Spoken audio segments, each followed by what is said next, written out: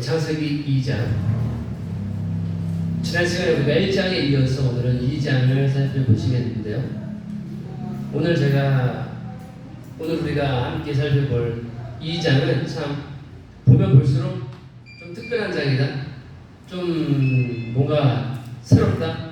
이런 생각을 하게 되는데 오늘 우리가 이 2장을 통해서 창조의 세부 사항들을 살펴보게 되는 장입니다. 여러 섹션들이, 주제들이 기록이 되어 있고요. 굉장히 의미가 있고 함축적이다. 좀 그러한 특별한 장이 아닐까 생각이 됩니다. 창세기 2장 1절에 보시면은 천지와 만물이 다 이룹니다. 하나님의 지으시던 일이 일곱째 날이 이를 때에 마치니 그 지으시던 일이 다함으로 일곱째 날에 안식하시니라. 하나님이 일곱째 날을 복주사 거룩하게 하셨으니 이는 하나님이 그 창조하시며 만드시던 모든 일을 마치시고 이날에 안식하셨음이더라. 제일 첫 번째로 등장하는 것은 지금 안식이라고 하는 날입니다. 일곱째 날에 대한 컨셉이 지금 1절, 3절 이렇게 나오고 있습니다. 첫 번째로 우리가 창세기 1장 22절을 보시면은 제일 먼저 이 창세기에서 복이라고 하는 단어가 등장한 것이 창세기 1장 22절입니다. 제일 먼저 복받은 존재들이 있는데 그 존재들은 사람이 아니라 짐승들입니다. 생육하고 번성하라라고 하는 말씀까지도 덧붙여서 하나님은 그들을 복 주셨습니다. 두 번째로 우리가 복을 받은 존재를 기억할 수가 있는데 창세기 1장 28절에 나옵니다. 바로 하나님께서는 사람을 우리의 형상을 따라 만들어서 하나님의 형상을 따라 만드시고 생육하고 번성해라 거기에 덧붙여서 또 한 가지가 추가되는 복이 있는데 바로 정복해라라고 하는 그러한 복이 있었습니다. 사람은 이러한 생육과 번성과 그 다음에 정복까지 하는 그러한 복을 하나님으로부터 통치의 복을 받았습니다. 이제 세 번째로 등장한 하나님의 복입니다. 바로 일곱째 날을 복 주시는 하나님인데 이 일곱째 날의 복은 위의 두 복과는 성격이 좀 다르죠. 짐승들에게 축복하신 것, 사람에게 축복하신 것 좀 달라요. 왜냐면 날을 복을 주셨어요. 일곱째 날에 그 날을 복 주시고 거룩하게 하셨습니다. 특별한 날이죠. 한마디로 일곱째 날이. 그 이유는 창조의 모든 일을 마치시고 안식하셨기 때문에 그날을 복 주시고 거룩하게 하셨다라고 3절에 설명을 하고 있습니다. 때문에 이 일곱째 날의 복, 그것은 창조 사역의 완성으로 인한 안식의 복입니다. 쉼의 복이에요. 아무것도 하지 않는 모든 일을 그치는 완성된 것을 그냥 딱 이루어 놓고 가만히 계시는 그러한 창조 사역의 완성으로 인한 쉼의 복입니다. 우리가 하나님이 왜 이렇게 쉬셨을까에 대해서 많이들 생각하시는 것 같아요. 하나님은 사실은 쉬실 필요가 없어요. 우리처럼 육체를 가지고 계신 것이 아니기 때문에 영이시기 때문에 피곤하거나 피로에 지쳐서 이렇게 쉬어야 되는 이유가 없습니다. 하나님은 영이세요. 그분은 전능하신 분이에요. 모든 것이 너무나도 쉽게 이루실 수 있는 분이에요. 근데 특별하게 일곱 번째 날을 하나님께서 복 주시고 거룩하게 하시고 그날에 안식을 하셨다라고 하는 것이 굉장히 의미가 있는 것입니다. 그날을 복되게 하셨다라고 하는 것이 굉장히 큰 의미예요. 우리가 첫째 날에 빛을 만드시고 저녁이 되고 아침이 되니 얘는 첫째 날이다 이렇게 됐잖아요.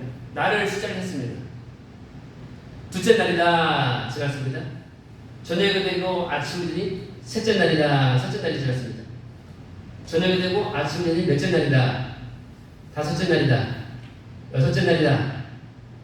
그리고 일곱째 날은 하나님이 가만히 다 이루신 것을 가만히 계시고 그 창조 사역을 완성하시는 그러한 날로 정하신 것입니다. 한마디로 일곱째 날에 하이라이트를 해놓으신 거예요. 그래서 다음에는 또 어떤 날이에요? 첫째 날. 뭐 8번째라고 우리가 셀 수도 있겠지만 또 다시 이 7일을 주기로 날이 계수가 되어집니다. 그래서 우리가 나중에 율법을 통해서 이스라엘 백성들은 7번째 날을 항상 안식일로 지켜야 하는 것입니다. 그날에는 아무것도 하지 않고, 그래서 첫째 날, 둘째 날 다시 7번째 날이 오고, 다음에 8번째 날이 바로 첫째 날이 돼서 다시 또 7번째 날이 오고, 그러면 그때마다 또 안식을 누려야 하는 그것이 법으로 주어지는 것입니다. 그래서 안식이라고 하는 것, 그것이 어떠한 의미를 가지고 있는가? 우리가 창조 사역의 일련의 과정을 통해서 봤을 때, 사역이 완성되었을 때, 사역이 완전하게 이루어졌을 때, 더 이상 할 일이 없을 때, 더 이상 창조할 것이 없다는 거죠. 창조가 다 이루어졌다는 거죠. 창조 사역 가운데에서. 그때 하나님은 안식하셨다는 것이죠. 하나님은 이때는 창조 사역을 시작하셨지만 그 다음에는 또 어떤 사역을 시작하세요? 그 다음에 또 어떤 사역을, 여러 가지 사역을 하십니다. 하나님께서. 안식은 그래서 사역의 완성, 완전과 연결되는 것을 우리가 알 수 있습니다. 우리가 인류, 이 지구의 마지막 역사가 이루어진 다음에는 또 영원한 안식의 시대로 들어가게 됩니다.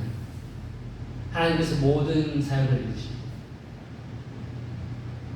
이 땅 가운데 예수님이 오셔서 십자가에서 하신 말씀이 있습니다. 뭐요? 다 이뤘다.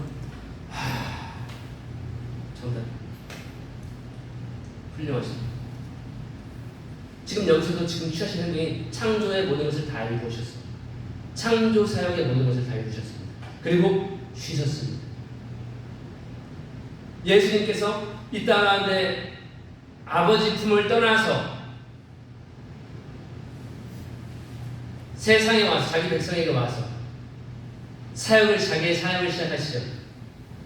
그가 이 땅에 오신 데는 어떤 이유, 이 땅에 오신 이유와 목적이 있었죠. 그렇기 때문에 아버지 품을 떠나서 하나님의 영광을 버리고 이 땅에 종의 형체를 가지고 가장 낮은 모습으로 이 땅에 오셨습니다. 뭔가를 하시기 위해서, 어떠한 사역을 하기 위해서. 가장 큰 사역이 뭐예요? 네? 십자가. 네, 십자가의 구속 사역입니다. 그리고 십자가에서 그 말씀을 다 이루었다. 예. 그 다음에 그분은 하나님 보좌 우편에 뭐 하고 계세요? 앉아 계십니다. 다 이루신 거예요. 안식에 들어가신 거예요. 그 사역을 다 마치시고. 그래서 안식 7번째 날, 안식이라고 하는 것은 사역의 완성과 완전, 7이라는 숫자가 완전 숫자, 완성의 숫자, 하나님의 숫자잖아요. 7에다가 딱 점을 집어넣으시고 스스로 하나님은 쉬실 필요도 없으신데 그날을 거룩하게 했다는 것은, 거룩이라고 하는 뜻은 구별시켰다는 것입니다. 다른 날과 다르게. 하나님은 거룩하신 분이죠. 구별되신 분이에요. 이 세상과 그분이 만드신 창조 세계와 죄악으로 물들어버린 이 세상과 구별된 거룩하신 성스러우신 분이라고 해서 천사들이 항상 그분 앞에서 외칩니다. 거룩하시다, 거룩하시다, 거룩하시다. 근데 7번째 날을 거룩하게 하신, 뭔가 구별시켜놨다는 거죠. 이것은 하나님의 독특한 특징이고요. 행하시는 놀라운 역사 가운데 놀라운 하나의 하나님의 어떠한 그거예요. 하나님의 역사 방법이세요. 행하시는 방법. 7번째라고 하는 것은 그렇게 우리가 이해를 하시면 되겠습니다. 그래서 안식일을 복되게 하시고 거룩하게 하시고 쉬셨다라고 합니다.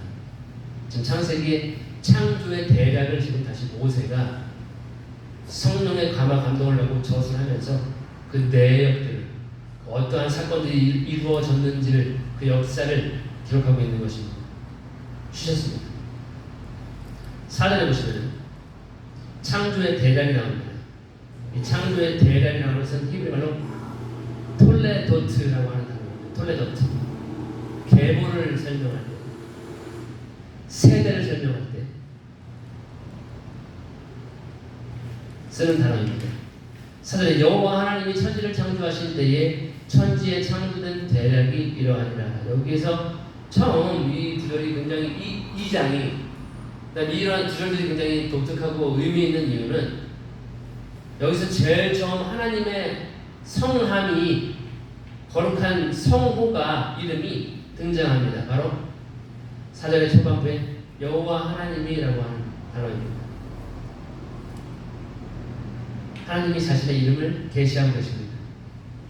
여호와, 흔히 야훼라고도 많이 들어보셨죠. 왜냐하면 여호와의 증인 때문에 여호와라는 단어가 좀 의미가 굉장히 이단 취급을 받는 그런 이미지를 받게 돼서 어떤 목사님들 야훼라고 이야기를 해서 둘 다 맞는 거예요. 여호와, 야훼. 우리가 히브리 옛날 고대 히브리어는 자음밖에 없었다고 그래요. 자음. 기억, 니은, 디귿밖에 없었다는 거예요. 그래서 아야, 어요, 오요, 오음이 없었어요. 지금은 있어요. 히브리 말도 있을 거예요. 제가 알기로는.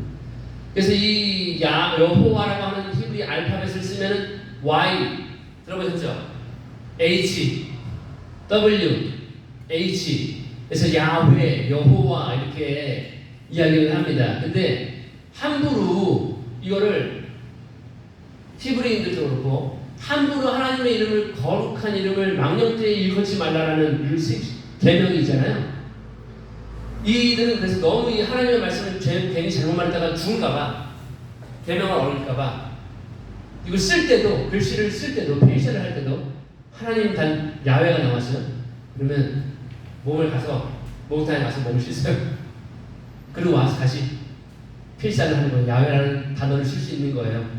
그러다 보니까 시대가 좀 입에 말 함부로 하면 안 되니까 점점 그 이름을 잃어버렸다고 하는 그런 거룩한 이름 여호와라는 이름이 지금 처음 등장합니다. 이게 하나님의 이름입니다. 2장 4절에 여호와 뜻이 뭘까요? 여호와 뜻은 스스로 존재하는 분이다라는 의미가 있습니다. 누군가에 의해서 창조되지 않은, 누군가에 의해서 만들어지지 않은 스스로 존재하시는 분입니다. 그분이 처음부터 계셨고 그분이 마지막에도 계시는 거예요. 존재하시는 분이에요. 그리고 또 우리가 흔히 알기로 무엇 되시는 분 이렇게 이해를 하시면 돼요. 여호와라고 하는 단어가 이름의 뜻이. 그래서 여호와 라파 출애굽기에 나오죠. 여호와 라파 뭐예요? 치료의 여호와. 이름 들어보셨죠? 여호와 샬롬 평강의 여호와. 여호와 니시는 뭐예요? 네, 승리의 깃발 되시는 여호와. 여호와 쌈마 거기에 계신 여호와. 그 다음에 우리 제일 유명한 여호와 이레 준비하시는 여호와. 아브라함이 그분께서 친히 준비하실 거야. 번제할 어린 양은 어디 있습니까? 이삭이 물어보죠. 여호와 이레 준비하시는 여호와. 여호와 치드케눔 이거 들어보셨어요? 예, 치드케눔 의로움이 되시는 여호와. 여호와 올람 영원하신 여호와. 이러한 여호와의 이러한 여호와신데 무엇 되시는 평강이 되시는 치료가 되시는 승리가 되시는 거기에 계시는 여호와. 이렇게 무엇 되시는 여호와라고 하는 의미를 가지고 있는 것이 여호와의 이름입니다. 그래서 창세기 저자는 1장에서 다루지 않은 창조 속의 이야기를 비하인드 스토리를 지금 2장에 기록을 하고 있는 것이 5절에 보시면 또 등장하죠. 여호와 하나님이 땅에 비를 내리지 아니하셨고 경작할 사람도 없었으므로 들에는 초목이 아직 없었고 밭에는 채소가 나지 아니하였으며 안개만 땅에서 올라와 온 지면을 적셨더라. 비가 오지 않는 환경이었어요. 그리고 아직 사람이 창조, 그럴 경작물을 농사를 할 수 있는 그런 사람이 창조되지 않은 시점, 온 지면이 촉촉하게 안개로 자국한 상태였습니다.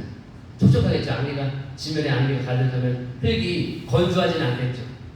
촉촉하겠죠. 그러면 건조하지 않고 이 수분을 많이 함유하고 있는 흙을 빚을 수가 있겠죠. 저는 그런 것이 상상이 되더라고요. 가루가 아니라 날리는, 이게 뭔가 뭉쳐지고 뭔가 이렇게 손으로 이렇게 짤면 모양새를 만들어줄 수 있는 그런 찰흙, 진흙과 같이 그런 지면이 가득한 상태. 7절에 보시면 사람의 창조 과정이 나옵니다. 여호와 하나님이 흙으로 사람을 지으시고 생기를 그 코에 불어 넣으시니 사람이 생명이 된지라. 사람이 독특한 이유, 사람이 그 어떤 것보다 존귀한 이유, 사람이 우리 집 애완견보다 반려견보다 더 훨씬 존엄을 가지고 존귀하고 귀중한 이유는 하나님이 흙으로 사람을 지으시고 난 다음에 코에 다른 동물에게는 불어넣지 않으셨던 하나님의 생기를, 호흡을 사람 코에 불어넣으셨다는 것입니다. 사람은 독특한 존재입니다. 하나님의 형상으로 지음받았을 뿐만 아니라 하나님의 호흡이 들어가 있는, 하나님의 생기가 들어가 있는 존재가 바로 사람입니다. 오직 사람만 유일한 존재입니다. 그렇게 했더니 사람이 생명이 살아났다. 하나님의 호흡이 들어갔을 때 살아있는 생명이 되었다 라고 하는, 여러분 성경에 생명, 다른 성경에 살아있는 혼이 되었다라고 기록을 하고 있습니다. 이러한 것은 1장에는 등장하지 않았어요. 그렇죠? 근데 이렇게 자세하게 다시 한번 이 부분을 다뤄야 하기 때문에 하나님이 일곱째 날에 안식하신 것과 그 다음에 하나님이 사람을 창조하는 그 대략과 그 계보들이 어떻게 되는 것을 알아야 하기 때문에 지금 더 부연 설명을 해주는 그러한 장이 되겠습니다. 누가 그런 걸 하셨는가? 여호와 하나님이 하셨다라는 것입니다. 여호와, 그 다음에 언약을 지키시는 하나님이라는 어떠한 의미를 가지고 있는 게 여호와예요. 스스로 존재하시고 변하지 않는 분, 불변하시는 분, 언약을 지키시는 분, 그런 의미를 가지고 있는 분이 여호와입니다. 사람을 그렇게 창조하셨습니다. 요한복음 2장 22절에 보시면 재밌는 장면이 나옵니다. 이 장면과 굉장히 유사한 장면이에요. 왜 그러냐? 예수님 부활하시고 제자들에게 나오셨습니다. 요한복음 20장 22절입니다. 예수님이 부활하시고 제자들에게 나오셔서 그래서 특별한 행동을 하십니다. 한번 찾아보실까요? 20장 22절. 굉장히 특이한 행동을 하십니다. 찾아주신 분들이, 찾아보신 분이 한번 말씀해 보실까요? 무슨 행동을 하시죠? 20장 22절에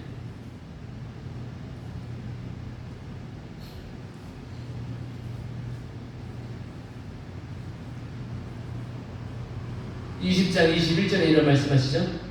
그때 예수께서 그들에게 다시 말씀하시기를 너희에게 평강이 있으라. 내 아버지께서 나를 보내신 것 같이 나도 너희를 보내노라 하시고 22절에 이 말씀을 하시면 그들에게 숨을 내쉬며 말씀하시기를 성령을 받으라 이렇게 말씀하십니다. 숨을 그들에게 내쉬기, 이런 독특한 행동을 하십니다. 숨을 내쉬니까 숨을 받아들이겠죠. 제자들은 들이마셨겠죠? 지금 창세기 2장에 남아있는 2장 7절의 내용과 굉장히 유사합니다. 예수님도 똑같이 성령을 받으라 하고 제자들에게 바람을 불어넣으십니다. 생기를 불어넣습니다. 성령을 불어넣어 주십니다. 뭐가 달라졌겠죠? 제자들이 8절에 보시면은 여호와 하나님이 동방의 에덴에 동산을 창설하시고 그 지으신 사람을 거기 두시고, 여호와 하나님이 또 나오는, 여호와 하나님 계속해서 계속 반복해서 나오는 단어에 우리는 하이라이트를 하시면 돼요. 성경에서 계속 성령께서 뭔가를 말씀하시고 싶은 것에 계속 반복을 하십니다. 지금 여기서는 여호와라고 하는 하나님의 이름 성호입니다. 그분께서 동쪽에 에덴 동쪽에 동산을 만드셨어요. 동산이라고 되면 영어로 보시면 가든입니다. 가든. 정원이죠. 그리고 사람을 거기다가 두십니다. 근데 우리가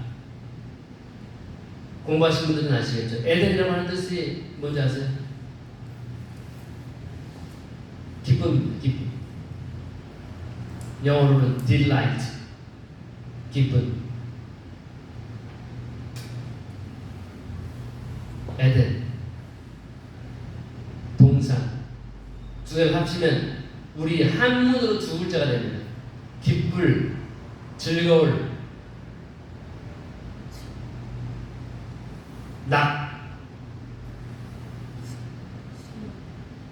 낙원이 됩니다. 에덴, 기쁨의 동산. 우리 한문으로 하면 낙원입니다. 낙원. 파라다이스. 지금 하나님께서 에덴 동산을 파라다이스를 만들어 놓으신 거예요. 그리고 거기에다가 사람을 두십니다. 글로 이끌어오세요. 하나님이 인도하신 곳은, 사람을 지으시고 인도하신 곳은 바로 낙원입니다. 낙원, 파라다이스입니다.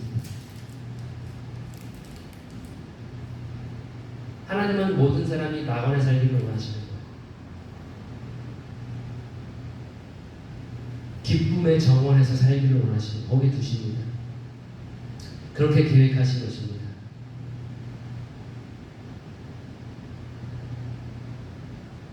하나님께서 인도하시는 곳이에요.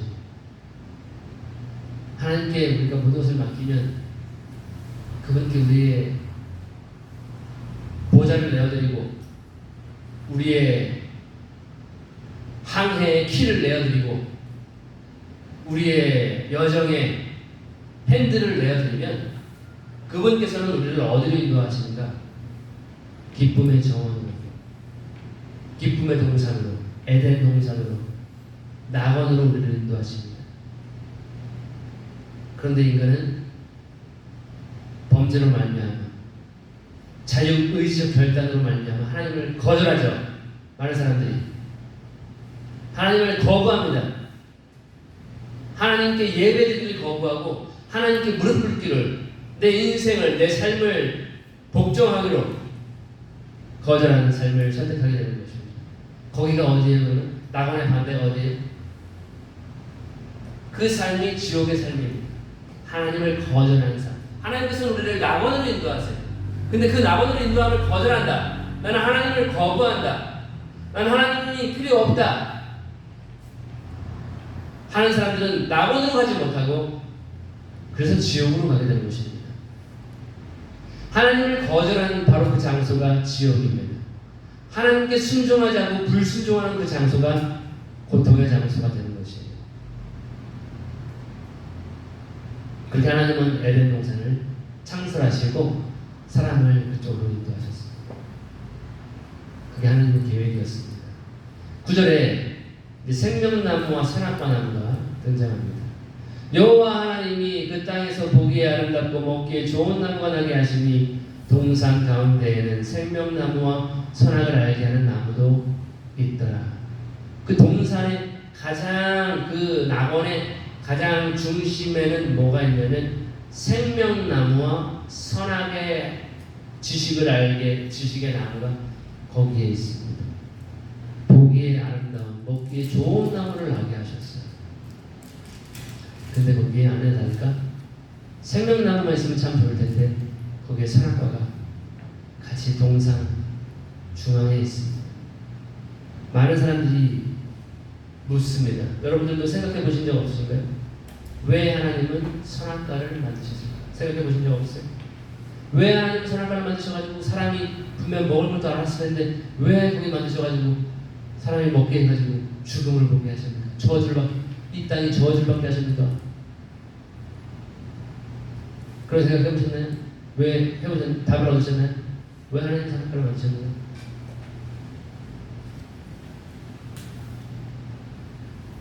자유의지. 오늘 다 뭐 예습을 하신 것처럼 그냥 다 맞으시는 거예요.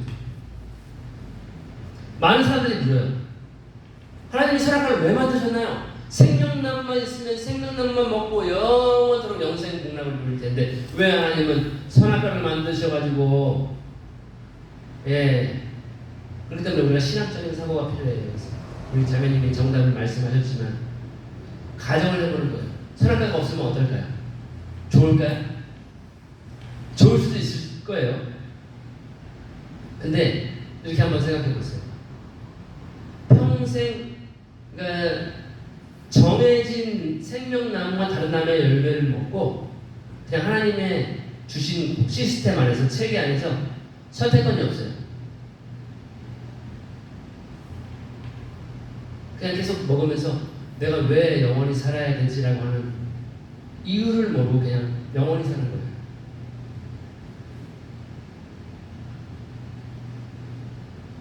근데 이 선악과로 인해서 뭐냐면 내가 영원히 생명나무를 택할 것인가, 생명나무를 먹고 영원히 살 것인가, 혹은 영원히 살지 않을 것인가의 자유결정권을 갖게 되는 것입니다. 하나님의 뜻에 순종해서 영원한 생명을 누릴 것인가, 아니면 하나님의 뜻을 거절해서 내가 하나님을 등지고 살 것인가를 선택하게 하시는 것이 바로 선악과입니다. 하나님을 사랑할 것인지 아니면 하나님을 사랑하지 않을 것인지 다른 것을 사랑할 것인지 하나님을 선택할 것인지 하나님을 선택하지 않고 다른 것을 선택할 것인지를 선택권을 주어지는 것이 바로 선악과가 되는 것입니다. 하나님의 명령에 순종할 것인지 아니면 다른 사람의 말에 내 자신의 결정에 순종할 것인지 이것이 바로 선악과인 것입니다. 나의 자결권, 자유의지의 매개체가 바로 선악과예요. 하나님께서는 선택권을 주신 것입니다.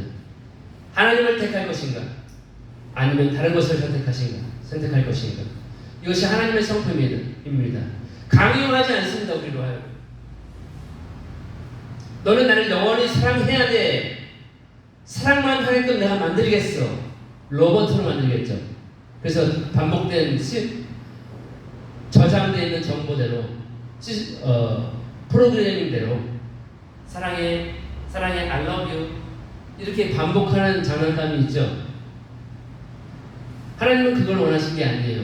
우리의 스스로의 결정으로 인해서 나를 사랑하기를 원하시는 것이 하나님의 성품, 여호와 하나님의 성품입니다. 선택권을 주시고 자유의지를 주시고 신앙적인 사고가 필요합니다. 자결권입니다.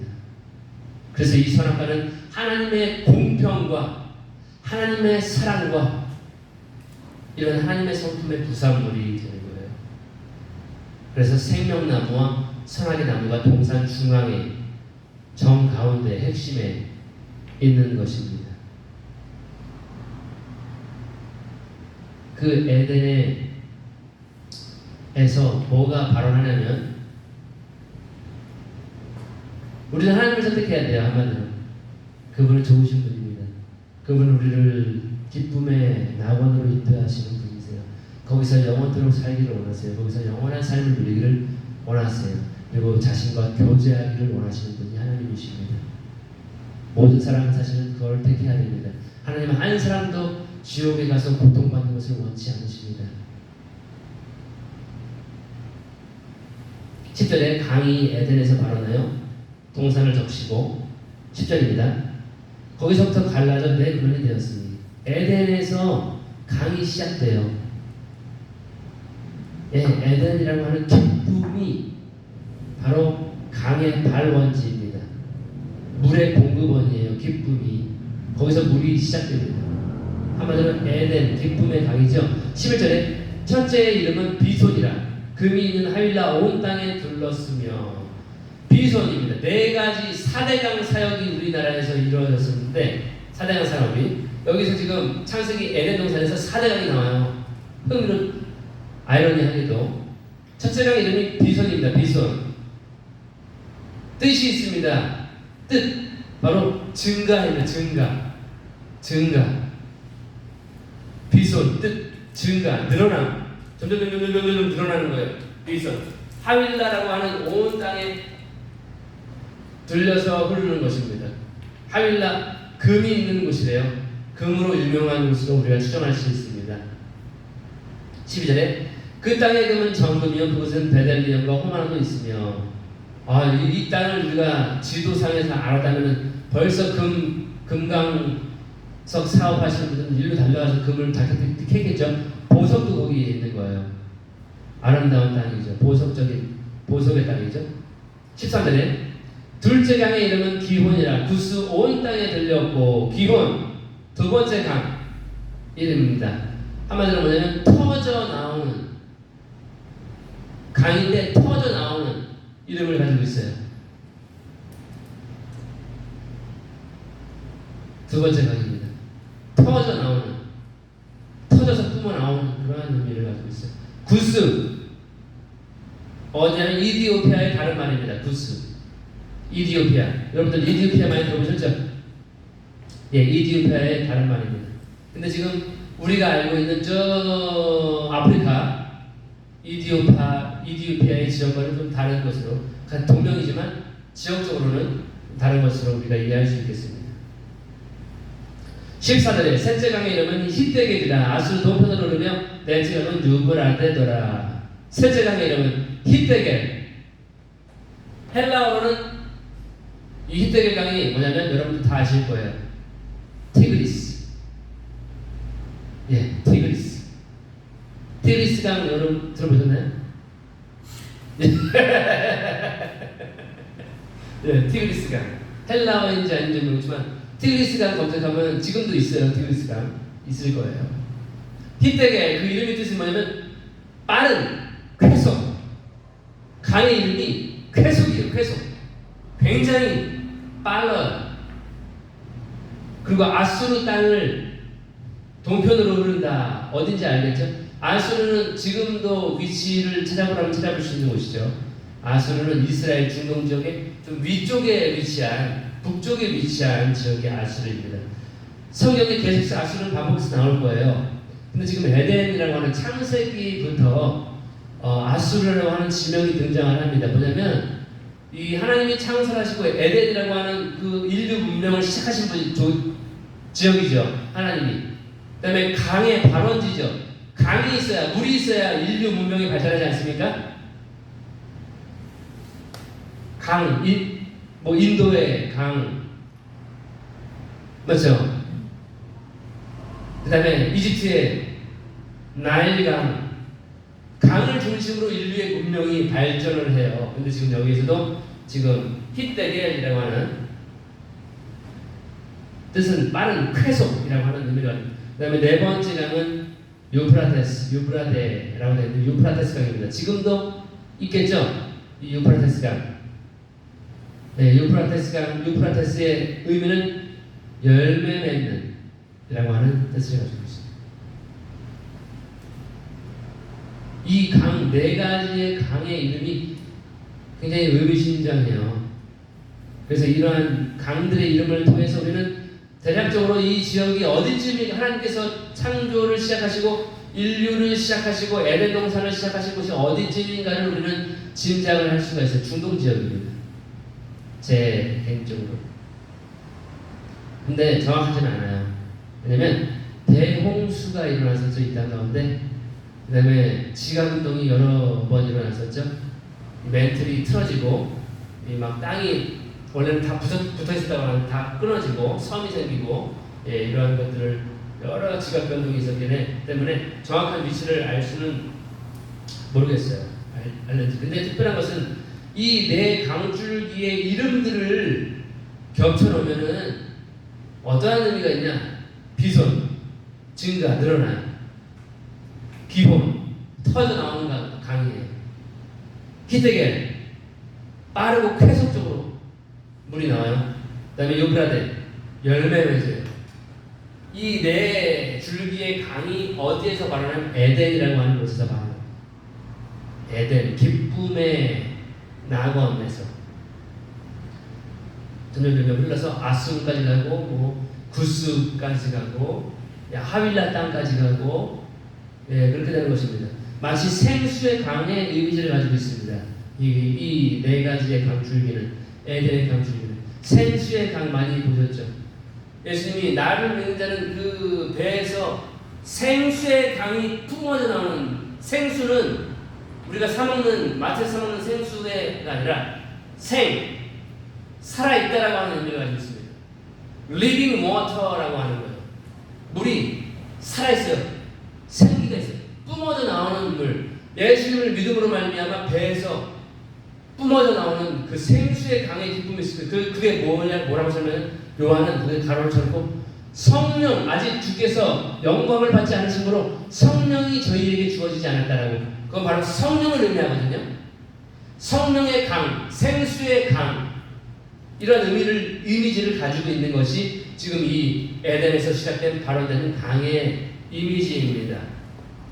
에덴, 기쁨에서 그 네 강의 물줄기가 시작이 되는 거예요. 에스겔서 47장에 뭐 1천척, 2천척, 6천척 이거 들어보셨죠? 에스겔서 47장에 에스겔이 처음에는 물이 강이 어디서 문지방에서 흘러나오는데, 성전 문지방에서 흘러나오는데 처음에는 무릎이요, 처음에는 허벅지요, 가슴이요, 그 다음에 물이 너무 차서 사람이 가히 걸을 수 없는, 헤엄쳐야만 하는 그런 물줄기가 성전에서 흘러나옵니다. 이걸 우리가 잘 그림을 섞어 보셔야 돼요. 요한계시록 22장 잠깐 보겠습니다.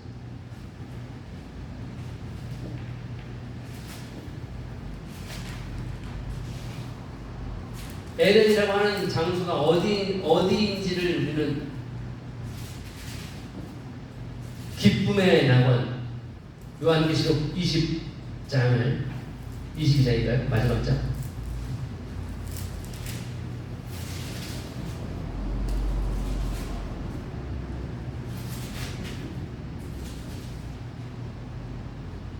(22장) 1절 다 찾으셨나요? 예, 1절 보시면 또 그가 나에게 하나님과 어린 양의 보호자에서 흘러나오는 수정처럼 맑은 생명수의 정결한 강을 보여주다. 자, 똑같은 그림입니다. 창세기, 요한계시록 똑같은 그림을 발견하시면 됩니다. 어디에서 물이 흘러나와요? 생명수의 정결한 강이 흘러나오는데 하나님과 어린 양의 보호자에서 흘러납니다. 그분이 앉아 계신 보호자에서 생명수의 정결한 강이 흘러나옵니다. 바로 에덴이라고 하는 장소가 그러한 장소라는 것을 우리는 이해할 필요가 있어요.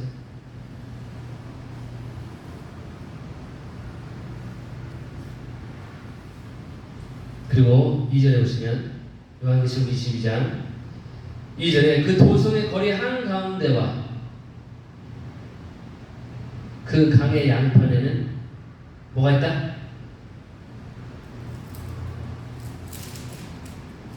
22장 2절 요한계시록 22장 2절 생명나무가 있는데 강의 한가운데와 도성의 거리 한가운데와 그 강의 양편에는 뭐가 있다?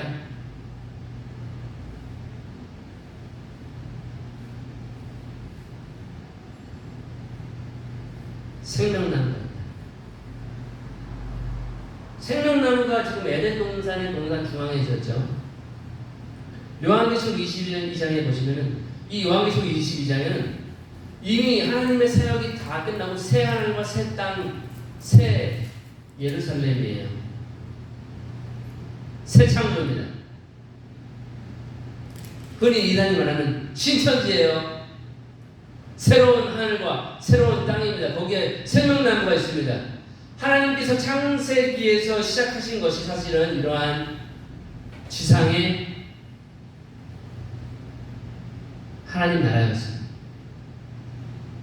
똑같은 모습을 지금 확인이 되나요? 똑같은 모습들이 에덴 동산과 하나님의 마지막 모습들, 예, 이러한 것입니다. 그래서 생수의 강의 이미지를 에덴 이 창세기에서 우리는 이미 하나님께서 만드시는 그 역사를 우리가 이해를 할 수 있는 거예요. 15절에 여호와 하나님이 사람을 그 사람을 이끌어 에덴 동산의 두사 그것을 다스리며 지키게 하시고, 사람의 임무인데요. 임무는 뭐냐면 그 에덴 동산 기쁨의 낙원을 다스리는 것을 임무로 주신 것입니다. 동산을 다스리는 거예요. 한마디로 정원인데 가든 오브 이든이잖아요. 가드너입니다. 사람은 가드너, 정원사 혹은 동산지기입니다. 사람에게 주었던 그 과업 임무가 동산지기. 그 에덴이라고 하는 것, 천국이죠. 한마디로 지상 천국이죠. 지상 낙원이죠. 거기를 지키는 것이, 다스리는 것이 사람의 임무예요. 자, 16절에 명령이 주어지죠. 여호와 하나님이 그 사람에게 명하여 말하시되 동산 각종 나무의 실과는 내가 임의로 먹되 선악을 알게 하는 나무의 실과는 먹지 말라. 내가 먹는 날에는 정령 죽으리라 하시니라. 여호와 하나님이 가라사대 사람의 도처하는 것을 좋지 못하니 내가 그를 위하여 덮는 배필을 지으리라 하시니라. 17절까지 명령을 주어주십니다.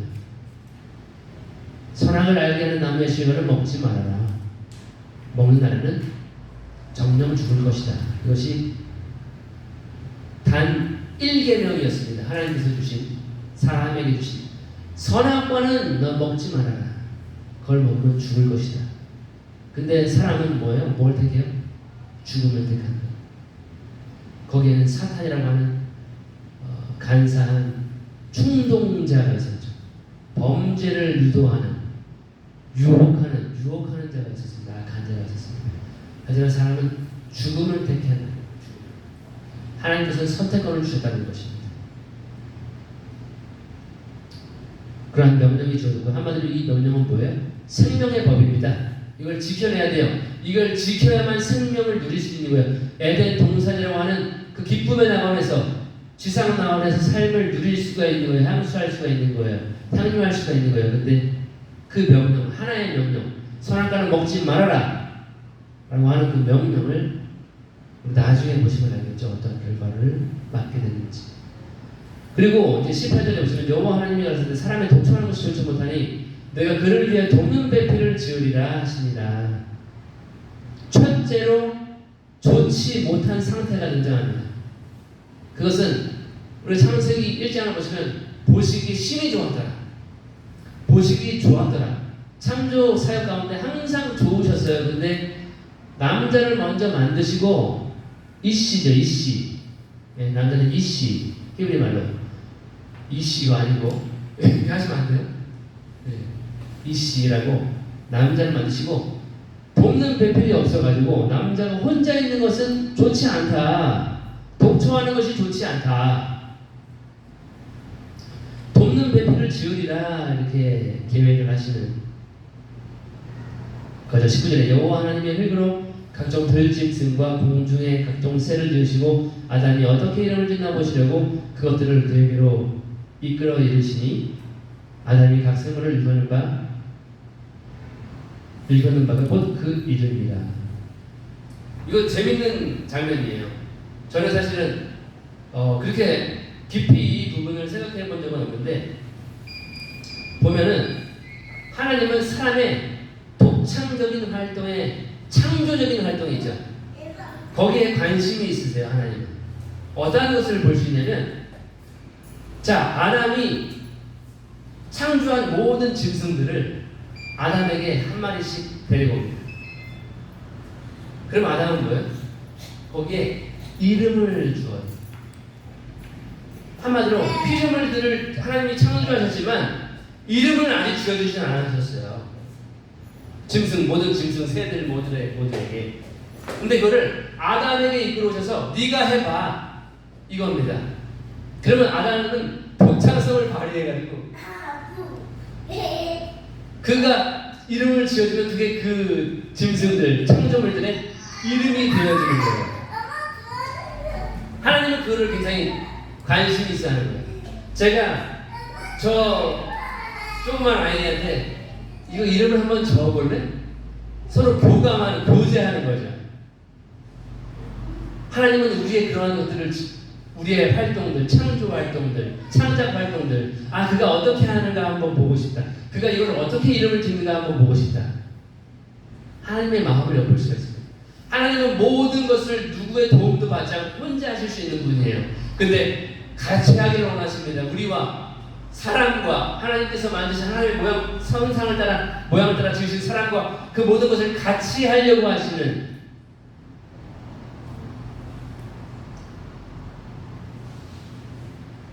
그렇게 하나님은 동업을 하죠. 사람은 존귀한 존재입니다. 그 어떤 창조물과는 다릅니다. 오죽하면 하나님이 사람의 몸으로 이 땅에 오셨습니까? 그 어떤 다른 모습으로 오신 게 아니라 우리와 같은 모습으로 피조물의 형상으로 우리와 같이 되고 싶은 거죠.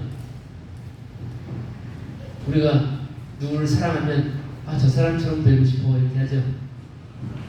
하나님이 우리와 함께 우리와 같은 모양으로 형상으로 되고 싶어 해서 교제하기 위해서 그 마음을 볼 수가 있어요. 그렇기 때문에 사람은 정말로 특별한 존재입니다. 저와 여러분 한 사람 한 사람은 정말 특별한 존재예요. 하나님께 있어서는.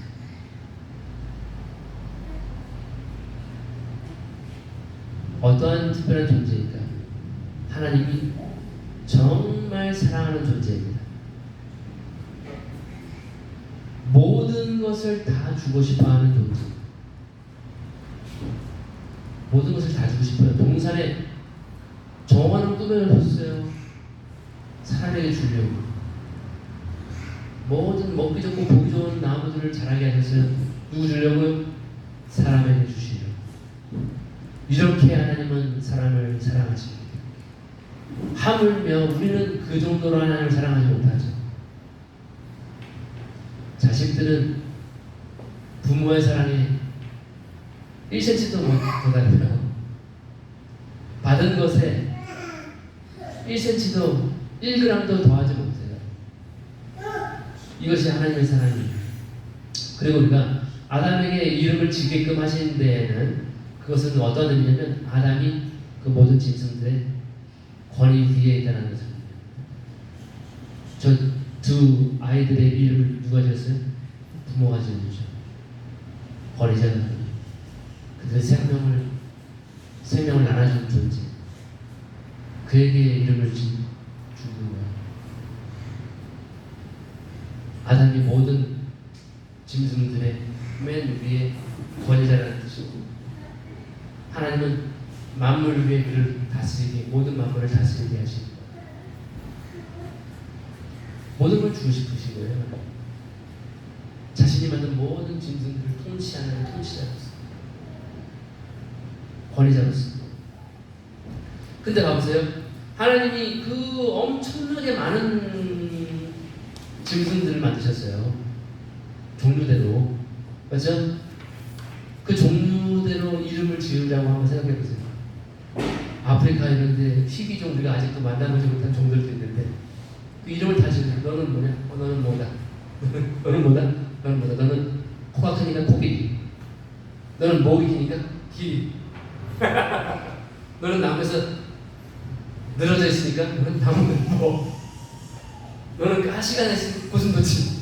예. 너는 바람을 넣으면 이렇게 풍선처럼 되는 보고. 예. 화나면 풍선처럼. 얼마나 많아요? 이름이? 지쳤겠죠? 이 아담의 상태는 한번 아담은 육체를 가지고 있습니다. 그리고 이름을 계속 지어주는데 내 짝은 없어요. 아무리 찾아도 나랑 함께 할 수 있는 짝은 없어요. 짐승 종이 달라. 지금은 혼자야. 남자 혼자야. 그렇죠? 엄청난 일을 맡기시고 계속 일만 시켜 하나님은 이름을 짓게 해야 나도 그런 거 필요한데 나 일만 하다가 그냥 이대로 가는 건가? 일만 하면서 살 건가? 나도 그런 거. 우리가 시인데 이러한 이러한 필요를 느끼게 하신 하나님. 20절에 보시면 하와의 탄생입니다. 아담이 모든 주축과 공중의 새와 들의 모든 짐승에게 이름을 줍니다. 아담이 돕는 배필이 없으므로 21절에 여호와 하나님이 아담을 깊이 잠들게 하시는지 안 들매 그가 갈빗대 하나를 취하고 산로 대신 채우시고 여호와 하나님이 아담에게서 취하신 그 갈빗대로 여자를 만드시고 그를 아담에게로 이끌어오시니 아담이 가로되 이는 내 뼈 중에 뼈요 살 중에 살이라 이것을 남자에게서 취하였은즉 여자라 지으리라 하니라. 이렇게 해서 하나님이 하와를 만드시는 겁니다. 그래서 아담에게 돕는 배필, 아담의 짝을 만들어주십니다. 재미있는 질문이 있습니다. 남자는 무엇으로 만들어졌나요? 흙으로 만들어졌죠. 그러면 하와는, 여자는 무엇으로 만들어졌나요? 최초의 여자. 예, 아담의 갈비뼈입니다. 뼈가 강해요? 흙이 강해요? 네, 뼈가 강합니다. 중국에서는 그래서 도자기가 중국 사람을 만들면 도자기 안 깨지는 거 아세요? 안 깨지는 도자기 브랜드 이름 뭔지 아세요? 본차이나. 본차이나요? 본으로 영어가 뼈죠. 본차이나. 그 편지 저 편지는 모르겠지만 안 깨져요. 남자 흙으로 만든 그릇은 어떻게 돼? 질그릇은 팍 깨져버리죠. 어떻게 보면은 성경에서는 여자를 연약한 그릇이다라고 표현을 많이 하죠. 감정적인 연약성을 가지고 예민성과 섬세함을 가지고 있기 때문에. 근데 하와는 굉장히 강한 뼈로 만들어진. 근데 재밌는 또 질문이 있죠. 갈비뼈가 남자는 몇 개고 여자는 몇 개일까요? 여자가 하나 더 많을까요? 남자보다? 예, 농담이었는데요. 아담은 뼈가 하나를 잃어버렸죠. 그래서 하와가 된 거예요. 뼈 하나. 그래서 아담은 뼈가 하나 없어요. 갈비뼈가. 맞죠?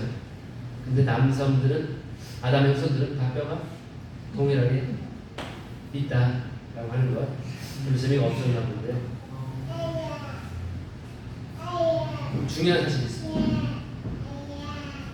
이 아담이 하와, 내 뼈 중에 뼈요, 살 중에 살이다 라고 하는 하와를 만나기 위해서 반드시 지났어야 하는 조건이 있습니다. 예, 맞습니다. 잠이긴 잠인데 깊은 잠입니다.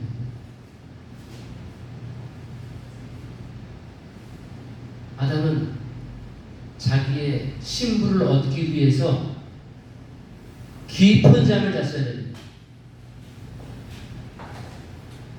깊은 수술, 뼈가 잘려나가는 수술. 여기 갈비에서 피와 물이 나가겠죠. 갈비 뼈가 상했겠죠. 옆구리 뼈가. 피와 물이 쏟아졌겠죠. 깊은 잠을 잤죠. 하와를 얻기 위해서는 남자의 입장에서는 뭐냐면 죽음을 경험한 것입니다. 아담은 깊은 잠에 들어가서 누가 흔들어도 깨울 수 없는 잠이었어요. 마치 죽음처럼. 그리고 옆구리가 상했습니다. 그것으로 인해서 기쁨의 소리를 외치고 하나님께서 하와를 이끌어 오실 때 이는 내 뼈 중에 뼈요 살 중에 살이다. 누가 이러한 말을 또 할 수 있을까요? 깊은 죽음과 같은 죽음을 경험하시고 신부를 얻기 위해서 갈비 이불에 상한 물과 피를 쏟으셨던 누가 또 이런 말을 할 수 있어요? 바로 예수. 아담은, 그래서 첫째 아담은 예수님의 표상, 예표의 인물이에요. 그래서 신약에서 바울은 예수님을 마지막 아담이다라고 예수님을 표현합니다. 두 번째 아담.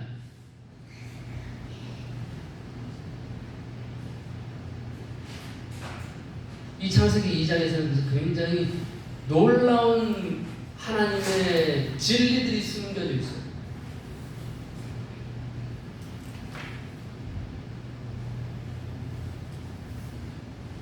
이 시대에 이러므로 남자가 부모를 떠나 그 아내와 연합하여 둘이 한 몸을 이룰지로다.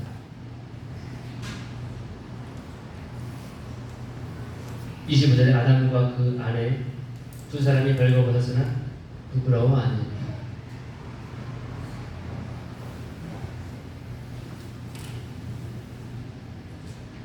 결혼했는데 부모님하고 같이 살면 어떻게 돼? 안 되죠. 24절에 부모를 떠나야 된다. 그리고 아내와 연합해야 된다. 그리고 둘이 한 몸을 이루어야 된다.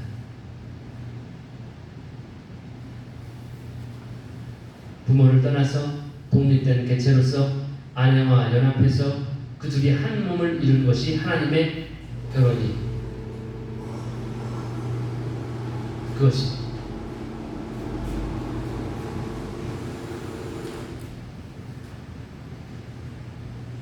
자, 예수님의 사례를 우리가 한번 생각해 보자. 예수님이 아버지를 떠나셨나요? 아버지께서 보내셨죠.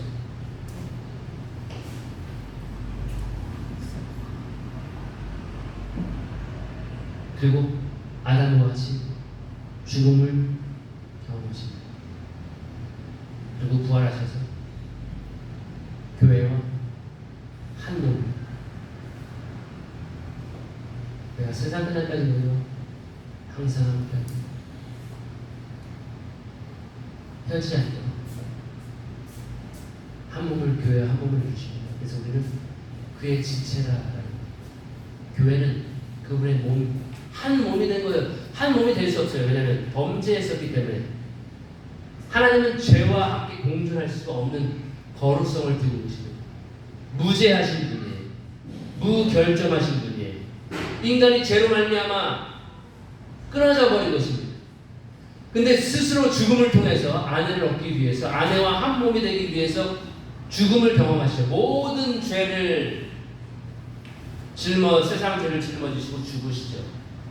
그래서 부활하셨죠. 죄를 다 청소한 값을 치르시고 죽으셨습니다. 부활하셨다면 한 몸을 이루게 되는 거죠. 그래서 우리는 그리스도와 한 몸을 이루게 되는 것입니다. 바로 남자가 부모를 떠나서 아내와 연합하여 둘이 한 몸을 이루죠. 우리는 그리스도의 몸을 지체입니다. 한 몸이 된 것입니다. 그렇게 한 몸이 되었을 때 벌거벗어도 부끄러움이 없는 하나님께서 이루신 완전한 결혼의 상태, 죄가 없는 상태이기 때문에 전혀 부끄러움이 없어요. 벌거벗었으면 부끄러워요. 부부지간에는 부끄러울 것이 없죠. 그런 상태까지도 우리가 이렇게 이런 구절들을 통해서 영적인 원리들을 이해할 수가 있는 거죠.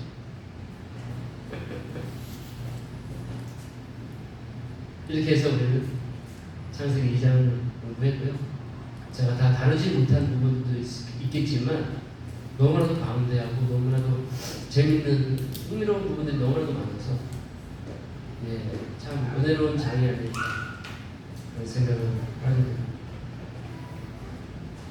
기도로 일단 마치겠습니다. 하나님 아버지, 감사를 드립니다. 주신 말씀에 감사를 드립니다. 하나님이 저희를 얼마나 사랑하시는지, 우리와 함께하기를 원하시고 우리에게 일을 맡기시고 우리가 어떻게 하시는가를 보시기를 원하십니다. 또 우리에게 모든 것을 주시고자 하는 그런 하나님의 마음을, 또 우리에게 가장 좋은 것을 주시기를 원하시는 하나님의 마음을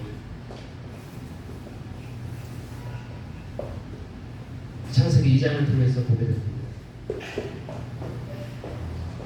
주님, 하나님을 더욱더 알게 하여 주시옵소서. 우리로 주님을 더욱더 알게 하시고 더 깊은 주님과의 교제를 인도하소서.